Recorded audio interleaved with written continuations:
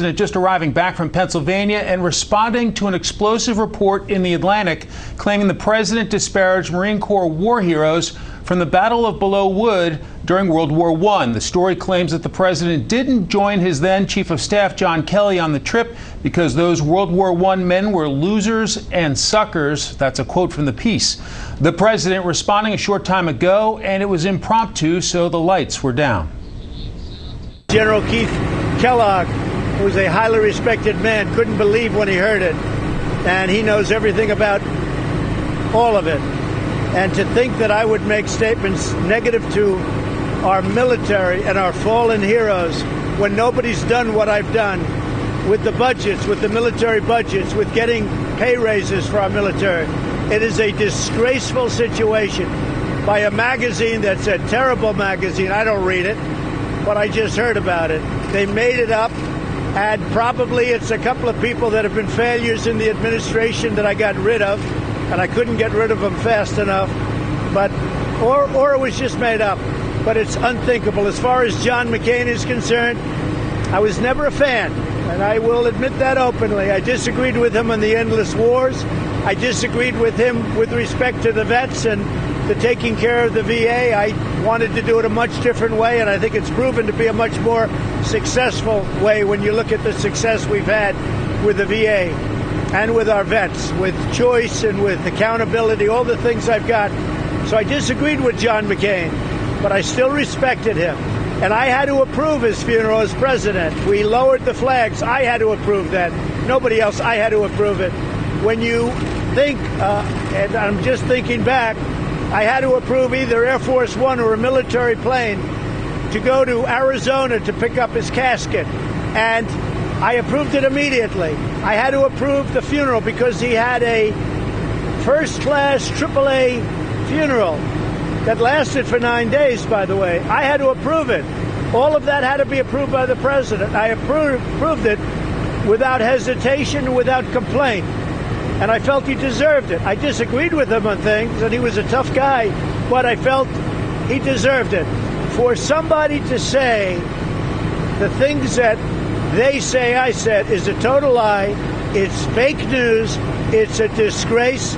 And frankly, it's a disgrace to your profession. Now, with all of that being said, you'll speak to Keith Kellogg, you'll speak to other people, because many people knew. Let me just go into the, if I might, into the trip to Europe and to France. I was ready to go to a ceremony. I had two of them, one the following day. It was pouring, and I went to that. But the helicopter could not fly. The reason it couldn't fly, because it was raining about as hard as I've ever seen. And on top of that, it was very, very foggy. And the helicopter was unable to fly. It was a fairly long helicopter flight, but it was a very long drive. In order for me to go, we would have had to leave immediately and go through very busy areas of, I guess, Paris, but a very, very heavily traveled area, a big city. I think it was Paris. And the Secret Service told me, you can't do it. I said, I have to do it. I want to be there. They said, you can't do it. We'll get you confirmation of this. They said, for you to do that, make that trip, not by helicopter flying over everything. We have to work with the police. We have to work with everything. And I think you'll find on record in the police force, in the areas that we're talking about, areas of Paris that we're talking about, I think you'll find on record requests. And we actually have Secret Service that I'm going to ask to give you details. They said you can't do it. It was 2.5 hours or 2 hours of driving. It was a long drive. They said you can't do it. So I said, no, I want to do it. They said you can't. There was no way I would have been able to do it.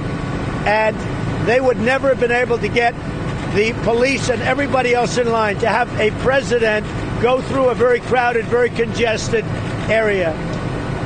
So I went and I called home. I spoke to my wife. I said, I hate this. I came here to go to that ceremony and to the one that was the following day, which I did go to. I said, I feel terribly. And that was the end of it. Now all of a sudden somebody makes up this horrible story that I didn't want to go. And then they make up an even worse story, calling certain names to our fallen heroes. It's a disgrace that a magazine is able to write it, and anybody that if they really exist, if people really exist that would have said that, they're lowlifes and they're liars. And I would be willing to swear on anything that I never said that about our fallen heroes. There is nobody that respects them more. So I just think it's a horrible, horrible thing. We made a great evening into, frankly, a very sad evening when I see a statement like that. No animal, nobody, what animal would say such a thing? And especially since I've done more, I think, than almost anybody to help our military. A significant pushback from President Trump. We apologize for the lighting. Those impromptu remarks taking place at Joint Base Andrews as Democrats are jumping on those comments.